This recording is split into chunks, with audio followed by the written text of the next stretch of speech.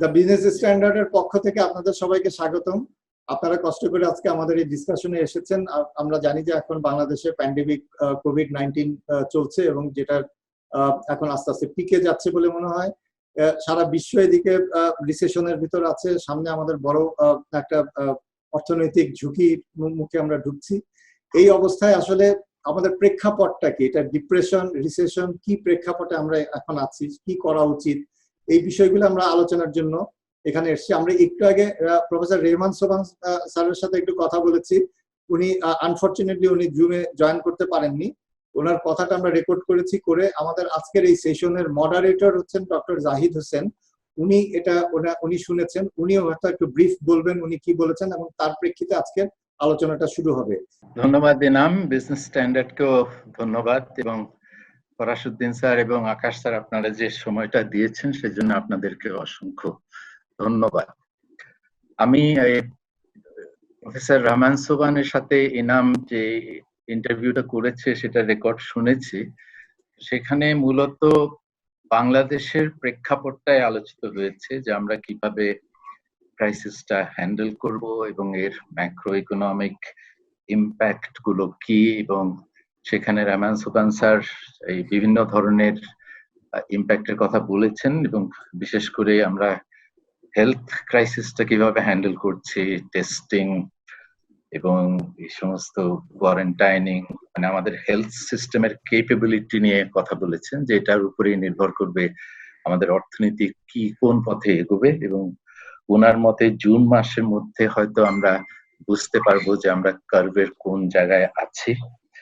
এবং এই economic impact গুলো আলোচনা করতে গিয়ে উনি বিভিন্ন ধরনের স্ট্রাকচারাল দুর্বলতার কথাগুলো বলেছেন এবং সেখানে পলিসি রেসপন্সের আলোচনা এসছে। পলিসি রেসপন্স যেগুলি অলরেডি সরকার করেছে এবং সেগুলি বাস্তবায়নের ক্ষেত্রে কি ধরনের নজরদারি করতে হবে তার উপর উনি বিশেষ গুরুত্ব দিয়েছেন। তবে আমি আপনারা হয়তো ওনার রেকর্ডটা শুনবেন, আমার যেটা এই এজেন্ডা আজকের আলোচনায় সেটা কিন্তু ঠিক বাংলাদেশের প্রেক্ষাপট নয়।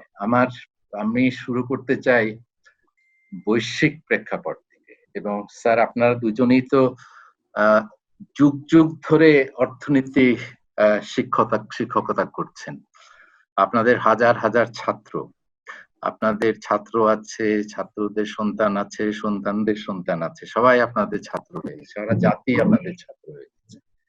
কাজে আমি আপনার কাছে যেটা আপনাদের দুজনকেই প্রথমে একটা ছোট্ট প্রশ্ন দিয়ে শুরু করতে চাই যে আজকে যখন আপনি ক্লাসরুমে যাবেন, আপনি যখন ম্যাক্রো ইকোনমিক্স এর প্রথম ক্লাসটা নেবেন, সাধারণত আমরা তো মোটিভেট করি ছাত্রদেরকে ম্যাক্রো ইকোনমিক্স কেন পড়তে হবে, গুরুত্বপূর্ণ কেন, কবে ম্যাক্রো ইকোনমিক্স এর জন্ম হলো, সেই সাথে আমরা বৈশ্বিক বিশ্ব মহামন্দার ইতিহাসটা টেনে আনি এবং এগুলো দিয়ে মোটিভেট করার চেষ্টা করি যে মাইক্রো পড়ার পরেও কেন ম্যাক্রো পড়তে হবে। আমার প্রথম এটা হচ্ছে, আজকে যখন আপনি ক্লাস যাবেন, আজকে কি আপনি একই ধরনের উদাহরণ টেনে আনবেন সেই বিশ্ব মহামন্দা, নাকি আজকে আপনার ম্যাক্রো ইকোনমিক্স এর শুরুটা একটু ভিন্ন হবে বা হতে পারে? আমি ফরাসউদ্দিন স্যার থেকেই একটু আলোচনাটা শুরু করতে চাই। ডক্টর জাহিদ, আপনাকে ধন্যবাদ। খুব চমৎকার আপনি একটা উপক্রমণিকা দিলেন। আমি বলতে চাই অন্যান্য সময়তে হয়তো একটা দেশ, দুটো দেশ, তিনটা দেশ ডিফিকাল্টিতে আছে। এখন কিন্তু একটুখানি করোনা ভাইরাস দেখা যায় না, কিন্তু সবাইকে এক কাতারে নিয়ে আসছে। সবাই একেবারে চরম ডিপ্রেশন এ ভুগছে এবং অর্থনীতি যে কোথায় যাবে, প্রত্যেক দিন কিন্তু অর্থনীতির হতাশা দিন দিন বাড়ছে। এবং সত্যি কথা বলতে কি, এই যে জীবন আর জীবিকার যে প্রশ্নটা, এটা শুধু বাংলাদেশে না, সারা পৃথিবীতে ভয়ঙ্কর ভাবে সামনে চলে আসছে। যাদেরকে মনে হয়তো দক্ষিণ কোরিয়া যে খুব সফলভাবে করেছে, অথবা জার্মানি, সেই দুই দেশেও কিন্তু এই ওপেন আপ করার ফলে, অর্থনীতিকে ওপেন করতে গিয়ে আবার গোল বেঁধেছে, আবার সেখানে মৃত্যুর মিছিল বের হচ্ছে। কাজেই এখন বোঝা যাচ্ছে না, ম্যাক্রো অর্থনীতি আরো বেশি প্রাসঙ্গিক এই জন্য হয়ে গেছে যে আমরা কি করব। মানে অনেক সময় অন্য একটা দেশ হয়তো ভালো করছে, আমাদের ট্রেড পার্টনার তিনি ভালো করছেন, তার গ্রোথ হচ্ছে, তার কাছ থেকে আমরা আউটপুট কিনতে পারি, তিনি আমাদের কাছ থেকে ইনপুট কিনতে পারেন। কিন্তু এখন সবাই এক কাতারে, এক মিছিলে, সবাই নিম্নগামী। সব জায়গায় জিডিপির প্রবৃদ্ধি কম হচ্ছে, আনএমপ্লয়মেন্ট হচ্ছে, এবং মানুষ মৃত্যুর মুখোমুখি হচ্ছে প্রতিনিয়ত। বাংলাদেশে যেমন আমরা মনে হচ্ছিল যে একটা পিকে হয়তো পৌঁছে গেছে, কিন্তু গত 3-4 দিনে বিশেষ করে আমার মনে হয় আরএমজি ওয়ালারা যেভাবে তাদের কথার খেলাপ করেছে, তারা কিন্তু মোটেই স্বাস্থ্য বিধিটা যেটা ছিল প্রোটোকল একদম মেনে চলছেন না। তারা মুখে বলছেন, এরকম টক শোতে বলছেন যে তারা করছেন, কিন্তু একেবারেই করছেন না। সেই কারণে, এবং দোকানপাট খুলে দেওয়া হলে খুলে দরকার ছিল, ঈদ আসছে, মানুষের হাতে পয়সা করি নাই, এই দুটো কারণে এখন মনে হচ্ছে হু হু করে বাড়ছে। এবং সবাই যেটা বলছে যে তৃতীয় সপ্তাহ মে মাসে সবচেয়ে খারাপ সময় হবে, তখন আমরা যে কোনো একটা দেশের দিকে লুক ফরওয়ার্ড করব, সেটা করতে পারছি না। একমাত্র যেটা ভরসার স্থল আমি দেখছি যে বিভিন্ন দেশে এখন পণ্য, তেলের দাম কমছে, অন্যান্য জিনিসের দাম কমেছে। আমাদের সৌভাগ্যবশত বা আমাদের বুদ্ধিমত্তার কারণে, সরকারের নীতির কারণে হোক, আমাদের একটা ভালো রিজার্ভ আছে। এখন যদি আমরা ফরওয়ার্ড পারচেজ করে রাখতে পারি তেল সহ অনেকগুলো জিনিস, তাহলে যখন রিকভারি শুরু হবে তখন হয়তো এসব কাজে লাগবে। একটা কথা বলি, কোনো বৈজ্ঞানিক ভিত্তি নাই, কিন্তু মনে হচ্ছে, আমার কাছে মনে হচ্ছে যখন পৃথিবী ঘুরে দাঁড়াবে, বাংলাদেশ যখন ঘুরে দাঁড়াবে, তখন কিন্তু পরিস্থিতির খুব দ্রুতগতি ইতিবাচক অগ্রগতি হবে। হ্যাঁ আকাশ স্যার, এখন আপনাকে একই প্রশ্ন আমি করতে চাই যে ম্যাক্রো শিক্ষকতায় আপনি এই কোভিড ক্রাইসিসকে কিভাবে সম্পৃক্ত করবেন বলে ভাবছেন?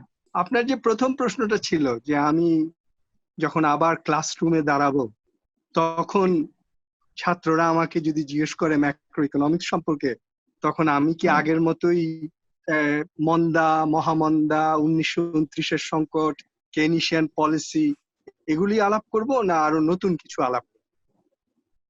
এটা খুব ইন্টারেস্টিং কোশ্চেন, এবং এটা আপনার ইঙ্গিতপূর্ণ প্রশ্নও বটে। একটা কথা অনেকেই বলছে, এমনকি অমর্ত্য সেনও বলছেন, যে এই করোনার যুদ্ধ, এই যুদ্ধে কারা বেশি সফল হলো, কারা কম সফল হলো, এইটা মানুষ মনে রাখবে।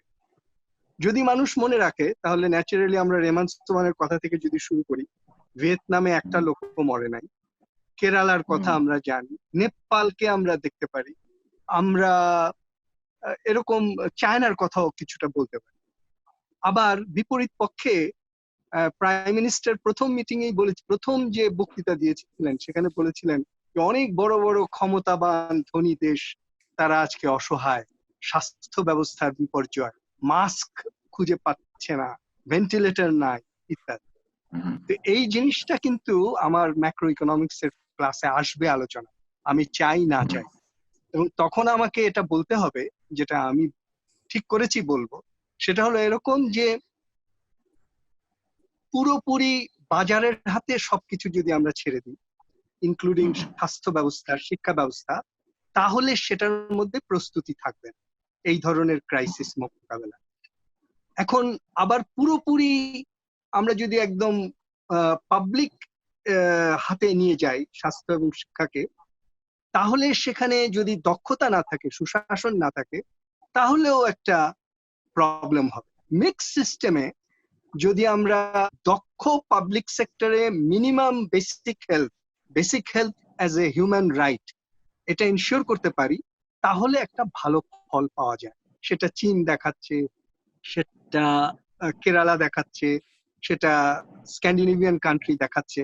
অর্থাৎ একটা এডুকেশন এই করোনা যুদ্ধ থেকে আমরা পাচ্ছি যে করোনার মতো যুদ্ধ মোকাবেলা করতে সাফল্য তখনই আসে পূর্ব প্রস্তুতি যখন থাকে, আর পূর্ব প্রস্তুতি তখনই থাকে যখন সরকার বেসিক হেলথ সিস্টেমটার গ্যারান্টি দেয়। সম্ভবত আমেরিকাতেও এই প্রশ্ন আগামী প্রেসিডেন্ট ইলেকশনে প্রধান প্রশ্ন হিসাবে আবির্ভূত হবে। জাহিদ ভাই, আপনিও তো ক্লাসরুমে ঢুকেন, আপনি কি বলবেন? আপনি আপনার ছাত্রদের কি বলবেন? আমি আকাশ স্যার এবং ফরাসুদ্দিন স্যারের সাথে মোটামুটি একমত যে আগের মতো করে ম্যাক্রো ইকোনমিক্সকে মোটিভেট করার মানে 1930 সালে কি ঘটেছিল এত দূরে যাওয়ার আর প্রয়োজন হবে না, কারণ এখনকার ছাত্ররা তো এই অভিজ্ঞতা অর্জন করছে, শুরু থেকে দেখে আসছে, শেষটা কিরকম হবে আমরা জানি না। কিন্তু এখন যদি আমি ক্লাসে ঢুকি, আমার তো আর 1930 সালে বা 32 সালে আমেরিকান আনএমপ্লয়মেন্ট রেট 25% হয়েছিল, এরপরে তো এত হাই আনএমপ্লয়মেন্ট রেট আমরা কখনো দেখিনি, এবং গ্লোবাল ফাইন্যান্সিয়াল ক্রাইসিসে তো কত দীর্ঘস্থায়ী হাই এমপ্লয়মেন্ট রেট দেখা যায়। ওই উদাহরণগুলি টানার আর প্রয়োজন হবে না। বর্তমানে ইউরোপে কি ঘটছে, আমেরিকায় কি ঘটছে, অর্থনীতি কোন ধরনের মন্দায় পড়ছে, সেটা তো এখনকার ফ্যাক্টস দিয়ে আমি শুরু করি। তবে আমি আকাশ স্যারের কথা থেকে টেনে আরেকটা প্রশ্ন আনতে চাই। এখানে আকাশ স্যার বলেছেন যে মিক্সড সিস্টেমের কথা। বর্তমান পোস্ট কোভিড বিশ্বে বা কোভিড চলাকালীন বিশ্বে যে মিক্সড ইকোনমির কথা আপনি বলছেন, এটা এই মিক্সচারটাকে আরেকটু কি পরিষ্কার করবেন? আচ্ছা, মিক্সড ইকোনমির প্রধান কয়েকটা ব্যাপার থাকবে আর কি। একটা থাকবে যে কমান্ডিং হাইটস যেগুলো ইকোনমির, যেমন ধরেন ব্যাংক, তারপরে এমন ইন্ডাস্ট্রি যেটা ইকোনমি অফ স্কেল আছে এবং ওর হাতে ছেড়ে দিলে ও মনোপলিতে রূপান্তরিত হয়, এমন সব অ্যাক্টিভিটি যেটা ভেরি লার্জ স্কেল, এগুলো স্টেটের হাতে চলে যেতে হবে। কতগুলো সোশ্যাল সিকিউরিটির জন্য এসেনশিয়াল সার্ভিস আছে, যেমন হাউজিং, যেমন আমরা যেটা বলি যে অন্ন, বস্ত্র, শিক্ষা, চিকিৎসা, বাসস্থান, এই কয়েকটা জিনিস প্রত্যেক নাগরিকের জন্য হিউম্যান রাইট হিসেবে কনসিডার করতে হবে, এবং এটা মার্কেটের উপর ছেড়ে দিলে হবে না। এগুলো এনশিওর করবে রাষ্ট্র উইল বি ডিউটি হোল্ডার। সেই জন্য হেলথ সিস্টেম রাষ্ট্রের অধীনেই প্রধানত থাকবে। প্রাইভেট সেক্টর থাকতে পারে দু একটা, যেটা বেসিক, আমি বলেছি যে বেসিক হেলথটা এনশিওর করে, তারপরে ধরেন কারো খুব একটা রেয়ার ডিজিজ হলো, সেটার জন্য তার একটা পাবলিক ইনস্টিটিউট মানে সেইটা ব্যয় করে খরচ করতে পারবে না, সেটা হয়তো একটা স্পেশাল খরচ লাগবে। তবে আমার মনে হয় যে চিকিৎসা জিনিসটা এতই মানবিক ব্যাপার যে এমনকি ক্যান্সারের জন্য যদি কোটি টাকাও লাগে সেটা রাষ্ট্রেরই দেওয়া উচিত বলে আমার, এটা অবশ্য নৈতিক, ইকোনমিক আর্গুমেন্ট না, নৈতিক আর্গুমেন্ট। সোজা কথা আমি বলতে চাচ্ছি যে চিকিৎসা, শিক্ষা, এই দুটো জিনিস রাষ্ট্রের দায়িত্ব থাকবে। অন্ন, বস্ত্র এই দুটো এবং গৃহ, এই তিনটা জিনিস বেসিক মিনিমাম রাষ্ট্রের থাকবে। বা আপনি আপনার উদাহরণটা টেনে নিয়ে বলি যে এগুলোর জন্য একটা ম্যাক্রো প্ল্যান থাকবে, রাষ্ট্র সেই ম্যাক্রো প্ল্যান এনশিওর করবে রিয়ালাইজেশন। আর বাকিটা মার্কেটে থাকবে, কিন্তু মার্কেটের মধ্যে যেগুলো কমান্ডিং হাইটস, সেই অংশটাও রাষ্ট্রের হাতে থাকবে। অনেকটা চীন যেরকম চলছে আপনি বলতে পারেন।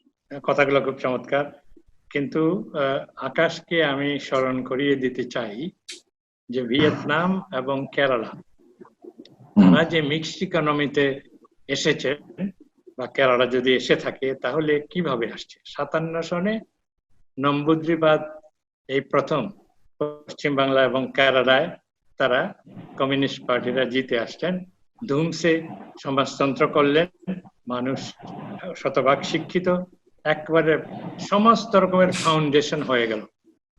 ভিয়েতনাম একেবারেই সমাজতন্ত্র, কমিউনিজমের অধীনে লোকজন ওয়ার্কেহলিক হলো, সাংঘাতিক ডিসিপ্লিন হলো, তারপরে ইকোনমি ওপেন হলো। আমি বলতে চাচ্ছি, আপনি যদি মিক্সড ইকোনমি করেন তাহলে কি বাজার অর্থনীতি থেকে মিক্সড ইকোনমির দিকে যাবেন, নাকি একেবারে সমাজতন্ত্র থেকে যাবেন, সেটাও অনেক গুরুত্বপূর্ণ। আমাদের মতো দেশে, বাংলাদেশে আমরা সমাজতান্ত্রিক দেশ হিসাবে শুরু করেছিলাম। আমি বলবো যে আমরা একটা আমরা নেপ কি নেপ যে করেছিল লেনিন জি বিপ্লবের পর, সমাজতন্ত্র তো করতে পারেনি, নেপ করেছিল। সেই নেপ ইকোনমির মধ্য থেকে আমরা যাব। আমরা কি সেইভাবে শুরু করেছিলাম? আমরা শুরু করেছিলাম 97% ন্যাশনালাইজ করে ইন্ডাস্ট্রির, উইদাউট এনি ল্যান্ড রিফর্ম। তা আমরা খুব ইনকনসিস্টেন্ট পলিসি নিয়ে গিয়েছি। জি কিন্তু না, স্যার এটা আপনাদেরকে আমি জি জি একটা প্রশ্ন করি তাহলে এখানে, যে এই মিক্সড ইকোনমির এই কোভিড বিশ্বে এখন ধরেন স্যার ভ্যাকসিনের উৎপাদনটা, এটা আপনারা কোথায় দেখতে চান? আপনারা কি ব্যক্তি খাতে দেখতে চান? যদি ভ্যাকসিন একটা আবিষ্কৃত হয়, আপনারা তো জানেন যে অলরেডি এই অক্সফোর্ড রিসার্চ গ্রুপরা একটা উৎপাদনের 7টা কোম্পানিকে অর্ডার দিয়ে দিয়েছে, তার মধ্যে একটা ইন্ডিয়ান কোম্পানি আছে। সেপ্টেম্বরের মধ্যে 1 মিলিয়ন ডোজ তারা প্রডিউস করার টার্গেট নিয়ে এগোচ্ছে, যদিও পরীক্ষার ফাইনাল রেজাল্ট আসেনি। তো আমার প্রশ্ন যেটা হলো যে সাপোজ একটা মোটামুটি 40% 50% কার্যকর, মোটামুটি সেফ একটা ভ্যাকসিন বাজারে আসলো, এইটার উৎপাদন এবং বন্টন, এইটার সম্পর্কে আপনাদের মানে মিক্স সিস্টেমের ক্ষেত্রে আপনারা কোন জায়গায় এটাকে দেখতে চান? এটা রাষ্ট্র খাতের কর্ম নয়। রাষ্ট্রখাত বড়জোর ডিস্ট্রিবিউশনে হেল্প করবে, অথবা বাজেটারি সাপোর্ট দিয়ে যাদের দরকার আছে তারা যাতে ওটা এফোর্ড করতে পারে, কিনতে পারেন, সেই ব্যবস্থা করে দেবে। রাষ্ট্র খাতের হাতে ওইটা ওইভাবে উৎপাদনটা যাবে না। কিন্তু বলতে দ্বিধা নেই যে বাংলাদেশের স্বাস্থ্য খাতে এখন যে নড়বড়ে অবস্থা, এটা একেবারে কাম্য নয়, সেটা তো বটেই। কিন্তু বাজেটের কথা আমি শুনেছি যে বাজেটের যে এলোকেশন আগে ছিল সেখান থেকেও কোনো ইতর বিশেষ হচ্ছে বলে মনে হয় না। তো আমি মনে করছি যে গবেষণার কাজটা হয়তো রাষ্ট্রীয় পৃষ্ঠপোষকতায় বৈজ্ঞানিকরা করবেন, কিন্তু ভ্যাকসিনটা আবিষ্কার হয়ে যাওয়ার পরে এটার মার্কেটিংটা সরকার বোধহয় করবে না। তবে সরকারকে সাবসিডাইজ করে হয় মানুষের হাতে টাকা দিতে হবে আলাদাভাবে, অথবা ঔষধটাকে একেবারে সাবসিডি মূল্যে যাতে তারা পেতে পারেন সেই ব্যবস্থা করবে। বহু আগে স্টিগলিটস একবার অর্থনীতি সমিতির নিমন্ত্রণে এসেছিল বাংলাদেশে। তাকে আমি প্রশ্ন করেছিলাম, যে দেশে স্টেট সেক্টরও ফেল করে এবং প্রাইভেট সেক্টরও ফেল করে সেই দেশে কি করণ? তখন তখন স্টিগলিটস আমাকে বলেছিল, যেটা পরে তিনি লিখেছেন ওর টেক্সট বুকে, সেটা হচ্ছে যে তখন আমাকে কম্পারেটিভ এফিসিয়েন্সি দেখতে হবে।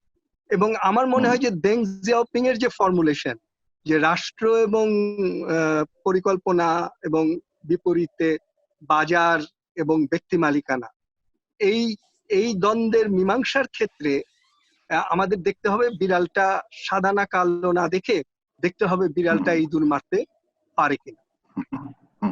কিন্তু স্টিগলিটস যখন এসেছিলেন তখন তো বাংলাদেশ একটা পুয়ার স্টেট ছিল, একটা ফেইলড মতো ছিল।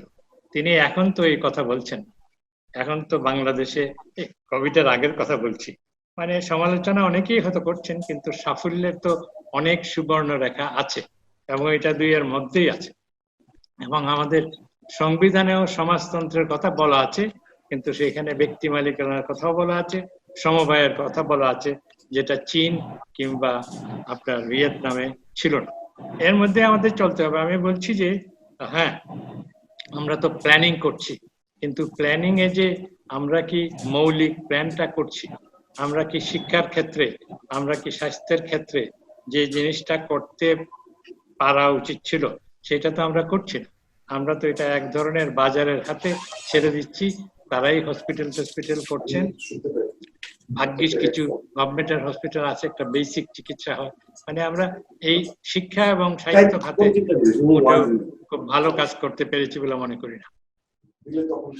আপনাদের দুজনের কথার মধ্যে আমি একটা কমন ডিনোমিনেটর পাচ্ছি, যে এখানে আকাশ স্যার যেটা বলেছেন যে কম্পারেটিভ এফিসিয়েন্সি দেখতে হবে, এবং ফরাসুদ্দিন স্যারও যখন বললেন যে এটা অ্যাকচুয়ালি মার্কেটিংটা স্টেট করতে পারবে না, সেখানে উনি কম্পারেটিভ, আমার মনে হয় কম্পারেটিভ এফিসিয়েন্সির কথা ভেবেই বলেছেন। কারণ আমাদের স্টেট ইনস্টিটিউশনস গুলোর ক্যাপাসিটির সীমাবদ্ধতা তো কোভিড আমাদেরকে আঙ্গুল দিয়ে দেখিয়ে দিয়েছে, এটা তো আর অস্বীকার করতে পারবো না। সেই সাথে সাথে প্রাইভেট সেক্টরের ব্যর্থতাও, মার্কেট ফেলিয়ারও কোভিড কিন্তু আঙুল দিয়ে দেখিয়ে দিয়েছে। এখানে কম্পারেটিভ এফিসিয়েন্সি বা লেস ইনএফিসিয়েন্সি কোনটা, সেদিকে আমাদের ভাবতে হবে। তা আমি আরেকটা এই প্রসঙ্গ থেকে একটু সরে আসে আপনাদের একটু রিফ্লেকশনের জন্য অনুরোধ করবো, যে কোভিড এর যে ইম্প্যাক্ট গুলো আমরা এখন পাচ্ছি, রোমান সোবান স্যারের আলোচনায়ও সেটা উঠে এসছে, বিশেষ করে ফ্র্যাজাইলিটি, আমাদের যে অর্থনীতির একটা ফ্র্যাজাইলিটি আছে। আমরা এই মিডল ইনকামে গ্রাজুয়েট করার পরেও কোভিড এর পরে এটা পরিষ্কার হলো। তো আমি এমনি আজকাল এই পুরনো বিশ্বমন্দার সময় আমেরিকাতে কিরকম পভার্টি হয়েছিল আপনারা নিশ্চয় দেখেছেন, যে লোকজন লাইন ধরে দাঁড়িয়ে আছে, খাবারের জন্য অপেক্ষা করছে। কিন্তু এখন দেখি যে ফুড ব্যাংকে গিয়ে বিএমডব্লিউ তে চড়ে ভিক্ষা করছে, মানে বিলাসবহুল গাড়ি চালিয়ে তারা কিন্তু ফ্রি খাবার নিতে লাইন দিয়েছে। তো সেইখানে তো একটা চিত্রের একেবারে ব্যাপক পরিবর্তন দেখা যাচ্ছে। কিন্তু আমাদের দেশে আবার আমরা ঠিক ওই 1930 সালে আমেরিকাতে যে ধরনের ভয়াবহ পভার্টি দেখেছিলাম, লম্বা লম্বা লাইন দেখেছিলাম, লঙ্গরখানা আমেরিকায় দেখেছিলাম, ঠিক সেরকমই একটা চিত্র বা ভয়াবহতাটা ওরকম আসছে। আপনারা এই ব্যাপারে একটু যদি কিছু আমাদেরকে আলোকপাত করেন। ফরাসুদ্দিন স্যার। আমাদের দেশে এই যে কম্পারেটিভ অ্যাডভান্টেজ যেটা বললেন, স্টিগলিজের কথায় ফিরে যেতে হবে। তার কথা আমি মনে করি, যেটা বুঝি, বাজার অর্থনীতি ঠিক আছে, কিন্তু তাকে যদি একটা নিয়ামক পরিমণ্ডলের মধ্যে আনা না যায়, তাহলে তিনি এখন বলতে পারেন বাংলাদেশে যা হওয়ার তাই হয়েছে। বাংলাদেশে ব্যক্তিখাত শুধু প্রণোদনা চায়, শুধু লাভ চায়, কোনো যে সামাজিক কল্যাণ অথবা মানবিকতা সেইটা তাদের শিক্ষার মধ্যে নাই। এই জন্য নাই যে আমরা একটা নিয়ামক পরিমণ্ডল সৃষ্টি করতে পারি নাই। এইটা হলো অসুবিধা আমি মনে করতেছি। কিন্তু এখনো সম্ভব কিভাবে? আমরা যদি কোভিড-19 কিন্তু একটা জিনিস একেবারেই, সারা পৃথিবীর কথা জানি না, বাংলাদেশে শিক্ষার ব্যাপারে কিন্তু কেউ তেমন কথা বলছেন না। শুধুমাত্র উচ্চ শিক্ষা ক্ষেত্রে বেসরকারি খাতের বিশ্ববিদ্যালয়গুলো অনলাইনে ক্লাস করাতে পারছেন, এছাড়া কিন্তু আর কোনো কথা নাই, এবং সাংঘাতিকভাবে কিন্তু কথা বলতে হবে। স্বাস্থ্য খাতে আমার মনে হয় এই পর্যন্ত যা করা হয়েছে বা যা করা হয় নাই, যা বা ডিজাস্টার যা হয়েছে, সেইগুলার শিক্ষার আলোকে সত্যিকার ভাবে যারা পণ্ডিত, যারা বুঝেন, যারা মানুষের সাইকোলজি বুঝেন, তাদেরকে দিয়া স্বাস্থ্য খাতে, আপামর জনসাধারণের স্বাস্থ্য খাতে কি আমার প্রয়োজন, সেই প্রয়োজন অনুযায়ী আমরা যাতে প্ল্যান প্রোগ্রাম করতে পারি, এবং সেইভাবে যাতে ব্যক্তি খাতে, গণখাতেই হবে মোটামুটি ইনভেস্টমেন্টটা, কিন্তু ব্যক্তি খাতকেও যাতে প্রণোদনা দিয়ে এইখানে আনা যায় সেই চেষ্টা করতে হবে। আচ্ছা, আন্তর্জাতিক ক্ষেত্রে আমাদের যেটা মানে ইকোনমিক পলিসি যারা ডিটারমিন করতো আগে, সেই ওয়ার্ল্ড ব্যাংক, আইএমএফ, তাদের তো হোল্ড কমে গেছে, তাদের টাকাও কমে গেছে। সুতরাং এবং অনেক দেশই তাদের মানে ফরেন এক্সচেঞ্জ রিজার্ভ যথেষ্ট, বাংলাদেশ বিশেষ করে, তাদের যে ফরেন এক্সচেঞ্জ রিজার্ভ আছে এখন, যে এক্সপোর্ট পটেনশিয়ালিটি আছে, যে রেমিটেন্স আছে, সেটার উপর দাঁড়িয়ে তারা তাদের পলিসি বেসড এইড গুলো রিজেক্ট করছে। পদ্মা ব্রিজ তার একটা নমুনা। সুতরাং আমার মনে হয় যে করোনা উত্তর পৃথিবীতে ডিপেন্ড করবে যে এই রিলেশনশিপটা, এই যে একটা মোটামুটি আগের তুলনায়, যেমন ৭৪ সালে দুর্ভিক্ষ যখন হয়েছিল, তখন আমেরিকা PL-480 দিতে চায় নাই, তাতেই আমাদের ত্রাহি ত্রাহি অবস্থা হয়েছে। এখন তো আর সেরকম না। এই দিক থেকে একটা মানে ইন্টারন্যাশনাল কোঅর্ডিনেশনটা আগে যেরকম মাল্টিল্যাটারাল এইসব বডিজ দিয়ে, জাহিদ ভাই আরো ভালো বলতে পারবেন, তিনি ওখানেই চাকরি করেছেন, তাদের দ্বারা হতো, এখন সেটার স্কোপ কমে গেছে। এখানে ঢুকেছে চীন, তার নতুন কারেন্সি নিয়ে, তার নতুন ব্যাংক নিয়ে, তার নতুন বেল্ট অ্যান্ড রোড ইনিশিয়েটিভ নিয়ে। এখন সেখানে একটা টানাটানি হচ্ছে। আমেরিকা, ইন্ডিয়া, জাপান একদিকে, চীন আবার চাচ্ছে অন্যদেরকে তার পাশে নিয়ে আরেক। এই এই যে ইকোনমিক ওয়ারটা, এই ইকোনমিক ইনফ্লুয়েন্সের ওয়ারটা, এই ওয়ারটা আগামী ইকোনমিক ইন্টারন্যাশনাল রিলেশনশিপকে অনেক গভীরভাবে প্রভাবিত করবে।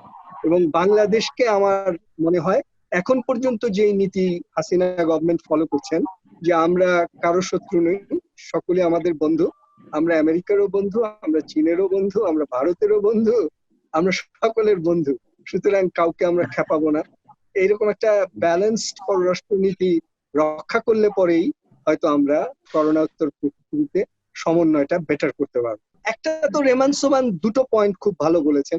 একটা হলো যে এই সমস্ত ক্রাইসিস হ্যান্ডেল করার ক্যাপাসিটি দুটো বিষয়ের উপর নির্ভর করবে। একটা হলো structural strength of the economy, অর্থাৎ আপনার এক্সপোর্ট আরো ডাইভার্সিফাইড কিনা, এক জায়গায় বন্ধ হলে আরেক জায়গায় আপনি করতে পারেন কিনা, আপনার এগ্রিকালচার ইন্ডাস্ট্রি পরস্পরকে আর্টিকুলেটেড কিনা, কোনোখানে গ্রোথ প্রবলেম হলে অন্য আরেক জায়গায় সেটা কম্পেনসেটেড হয় কিনা ইত্যাদি। আপনার ইকোনমিক স্ট্রাকচারাল আর্টিকুলেশনটা যদি ডাইভার্সিফাইড এবং ভালো থাকে, তাহলে and if you put all your eggs not in a single basket, তাহলে আপনার রেসপন্স ক্ষমতা বেটার হবে। সুতরাং সেটা তো আগেও আমরা জানতাম, এখন করোনা আমাদেরকে আরো ভালোভাবে বুঝিয়ে দিয়েছে।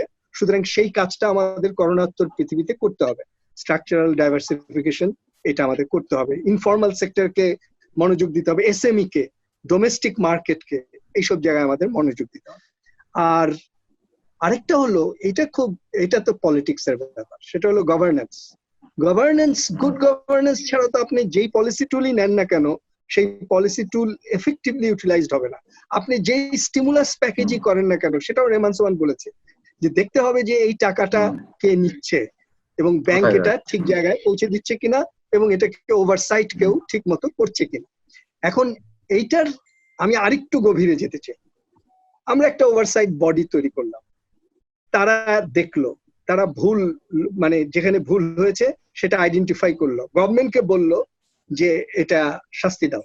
গভর্নমেন্ট দেখলো যে না, এটা আমার পলিটিক্যাল পাওয়ারের জন্য খুব ভালো হবে না, ব্যালেন্স ভালো হবে, পলিটিক্যাল পাওয়ারের জন্য আমি এর উপর ডিপেন্ডেন্ট, ইকোনমিও এর উপর ডিপেন্ডেন্ট, ও যদি রিটালিয়েট করে তখন আমি সামলাতে পারবো, তখন গভর্নমেন্ট কিন্তু পিছিয়ে যাবে।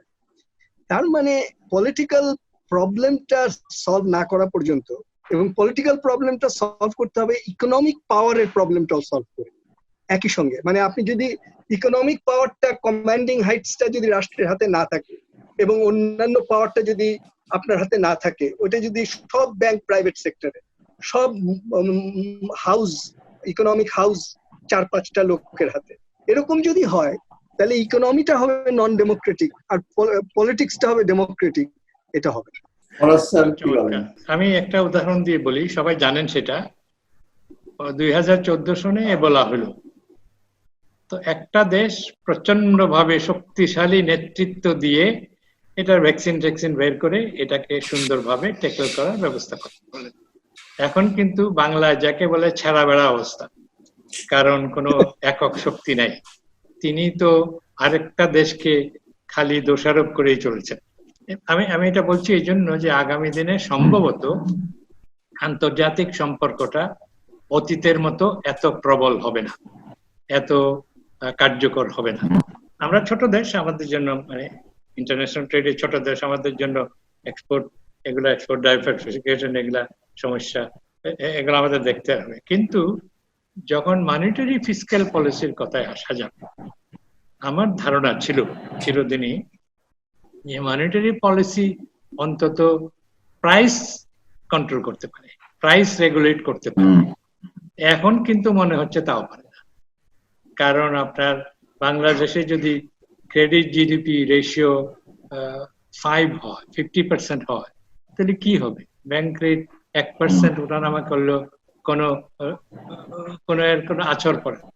কাজে বেসিক্যালি ফিসক্যাল পলিসির উপর ভর করে তাকে এক্সচেঞ্জ রেট পলিসি এবং মনিটারি পলিসির সঙ্গে কোঅর্ডিনেশন করিয়ে আমাদের আগাতে হবে। আকাশের অনেকগুলা মূল্যবান কথার মধ্যে যে কথাটা পরে বলেছে যে ডেমোক্রেসি ইন পলিটিক্স আর অথরিটারিয়ান ইন ইকোনমিক্স। এখন যদি আমার ব্যাংকিং ব্যবস্থা আমার অর্থকে পিউরিফাই করে এটাকে পরিচালিত করবে। ব্যাংকিং ব্যবস্থা যদি সেই কাজটা না করে অথবা যদি করতে না দেওয়া হয় তাহলে তো সমস্যা হবে। যেমন ছোট্ট একটা উদাহরণ দিই, এই যে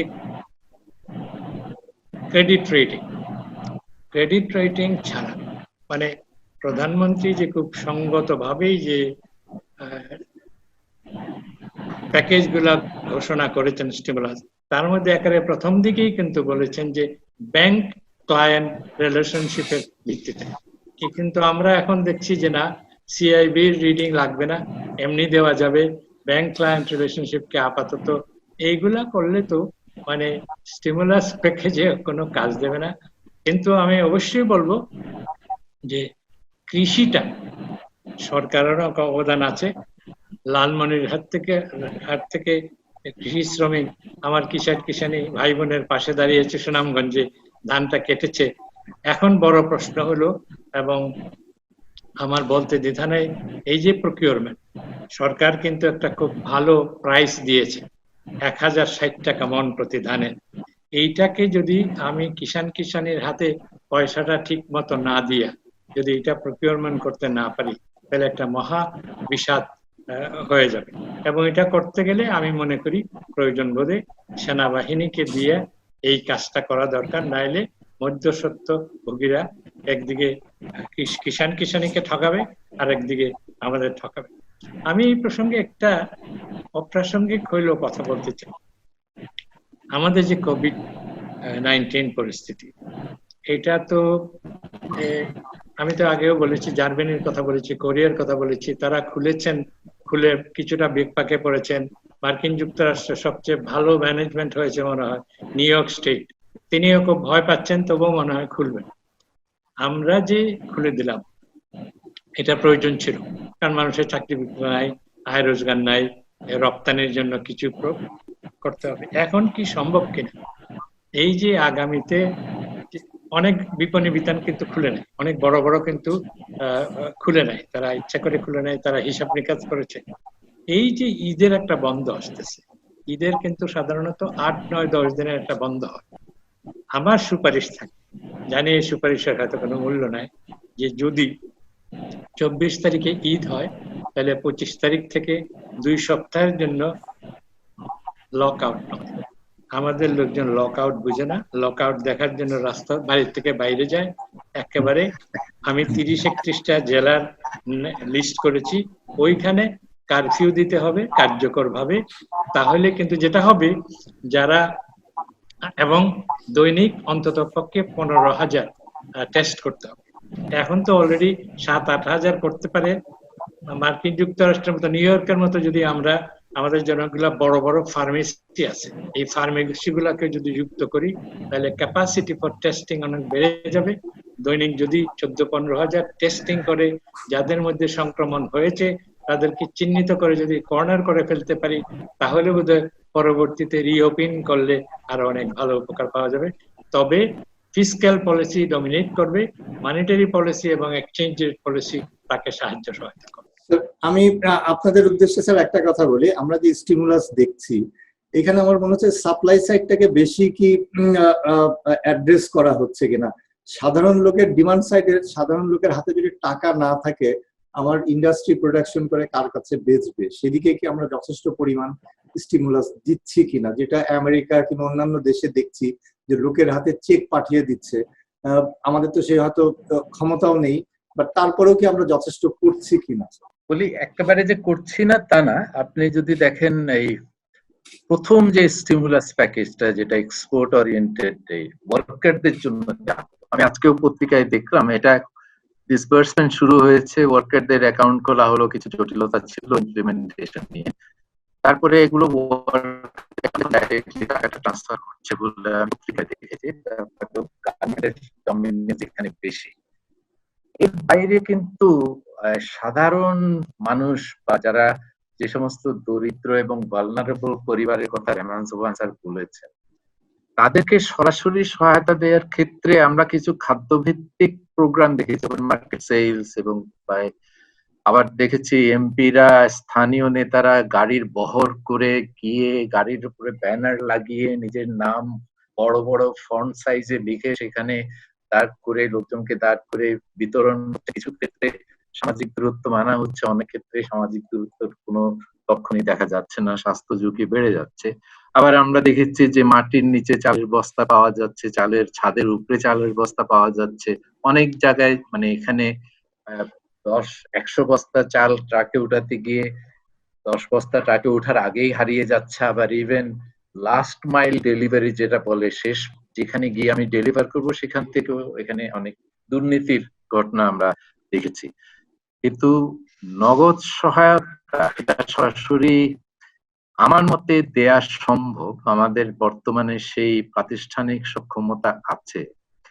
কিছু কাজ করতে হবে, এটা মোবাইল ফাইন্যান্সিয়াল সার্ভিসের সাথে মিলে যারা বস্তির লোকের সাথে কাজ করেন, যারা গ্রামে গঞ্জে চরে দুস্থদের সাথে কাজ করেন, এখন তো আর চেনার সমস্যাটা নাই, এখন চোখ কান খোলা থাকলেই তো আমরা এদেরকে চিনতে পারি, যে টার্গেটিংটা তো অত ডিফিকাল্ট না। তারপরে মোবাইল ফাইন্যান্সিয়াল সার্ভিসে যে সমস্ত ট্রানজাকশন রেকর্ড আছে তার ভিত্তিতেও আমরা মানে আইডেন্টিফাই করতে পারি। এখানে একেবারে আমাদেরকে পারফেক্ট টার্গেটিং হইতে হবে এমন তো না, আমরা বরং একটু যদি ইনক্লুশনের দিকে যাই, যে আমরা ইনক্লুড করব এমন হতে পারে যাদের যোগ্যতা নাই, কিন্তু যারা এখন ক্ষুধার ঝুঁকিতে আছেন, আমরা তাদের সবাইকে ইনক্লুড করে তাদেরকে ইনক্লুড করার প্রক্রিয়া যদি কিছু অতিরিক্ত লোক চলে আসে সেই জালে, যারা হয়তো এটা যাদের এই সক্ষমতা আছে সইবার, কিন্তু স্টিল তারা সাহায্যটা, এই ধরনের ইনক্লুশন এরার টলারেন্সটা তো আমাদেরকে বাড়াতে হবে। কিন্তু ইনাম যে কথাটা বলছে যে সরাসরি পারচেজিং পাওয়ার এই দুস্থ পরিবারদের কাছে পৌঁছে দেওয়া, সেটা কিন্তু আমার মনে হয় না শুধু খাদ্যভিত্তিক প্রোগ্রাম দিয়ে এত লার্জ স্কেলে করা সম্ভব। আমাদের খাদ্যভিত্তিক প্রোগ্রাম যেগুলো সাফল্য পেয়েছে অতীতে, এগুলি কিন্তু খুবই ক্ষুদ্র আকারে, মানে ভালনারেবল গ্রুপ ডেভেলপমেন্ট প্রোগ্রাম, এই ধরনের প্রোগ্রামগুলো, এগুলো ঠিক আছে, এগুলি চলতে থাকবে, কিন্তু বর্তমানে তারপর একটা ম্যাসিভ স্কেল আপ প্রয়োজন আছে। এখন ওই যে যদি 2 কোটি মানুষের যে ব্যাংক অ্যাকাউন্ট আছে বলে আমরা জানি বা শুনতেছি, ওইটাকে ভেরিফাই করা দরকার, এবং ভেরিফাই করে যদি কিছু আনডিজার্ভিং লোকও যদি ইনক্লুডেড হয়ে থাকে, মোটামুটি যদি দরিদ্র মানুষ এর মধ্যে যুক্ত হয়ে থাকে, তাহলে ওই অ্যাকাউন্টগুলোর মাধ্যমে আমি মনে করি এই খাদ্যর চেয়েও ম্যাসিভ একটা ক্যাশ ইনফিউশন করা দরকার ওই অ্যাকাউন্টগুলোর মাধ্যমে। দ্বিতীয়ত আমি মনে করি, আমরা অনেকবার বলেছি ক্রপ ইন্স্যুরেন্স এনজিওরা কেন দেয় না শস্য ঋণ, কারণ শস্যের ক্ষেত্রে সবচেয়ে বেশি ঝুঁকি আছে, তারা ঝুঁকি নিতে চান না, তারা অনেকটা ক্যাপিটালিস্টদের মতোই প্রফিটটা, তাদের মার্জিনটাকে রক্ষা করতে চান। কাজেই আমার মনে হয়, এবং যে রেট গুলা ঘোষণা করা হয়েছে, আমার কিষানরা কিন্তু পারবে না, শস্য বীমাটা জোরদার করা হোক, ব্যাংক অ্যাকাউন্টের মাধ্যমে ম্যাসিভ ভাবে ক্যাশ ইনফিউজ করা হোক। এবং কে বলেছে যে স্টিমুলাস প্যাকেজ ঠিক নয়? স্টিমুলাস প্যাকেজ গুলো যদি ঠিক মতো কার্যকর করা হয়, তাহলে তো মানুষের হাতে টাকা পয়সা যাবে। তবে আমি আকাশ স্যারের একটা বিষয়ের উপর আমিও একটু গুরুত্ব দিতে চাই। উনি বলেছেন যে ডিমান্ড ম্যানেজমেন্ট আর গভর্নেন্স, এই দুটোকে আলাদাভাবে দেখলে হবে না। আমরা যে এখানে এই ফাইন্যান্সিয়াল স্টিমুলাস যেটা দিচ্ছি ব্যাংকিং এর মাধ্যমে এবং রিফাইন্যান্সিং করা হচ্ছে, এটা সঠিক জায়গায় পৌঁছাতে হলে গভর্নেন্সটাকে ঠিক করতে হবে। সেটা না হলে, এটা যদি কুচক্রির হাতে ওখানে চলে যায়, ডিফল্টারদের হাতে চলে যায় এবং পাচার হয়ে যায়, তাহলে একদিকে তো এক্সপানশন হলো, কিন্তু এক্সপানশনের ফলাফল হলো না, ম্যাক্রো ইকোনমিক রিস্ক আরো বেড়ে যেতে পারে। কাজে আকাশ স্যারের যে demand management with good governance is not the same thing as demand management. G sir, আপনি হচ্ছে এটা বলছেন। তো এই নাম আপনার হাতে দিয়ে দিলাম এখন আমার প্রশ্ন। স্যার, আপনাদের সবাইকে স্যার ধন্যবাদ যে আপনারা একটা ভেরি ইন্টারেস্টিং টপিক নিয়ে কথা বললেন, এবং আমার মনে হয় যে এই কোয়ালিটির ডিসকাশন আমি এখন পর্যন্ত শুনিনি, টেলিভিশনেও কোথাও শুনিনি। এবং জাহিদ ভাই যেভাবে জিনিসটাকে মডারেট করে নিয়ে এসে ওনাদের সবাইকে একসাথে একত্রে আনলেন, কনভার্জেন্সে আনলেন, দ্যাট ইজ ভেরি ইন্টারেস্টিং। এবং আপনাদেরকে এই সময় দেওয়ার জন্য অসংখ্য ধন্যবাদ।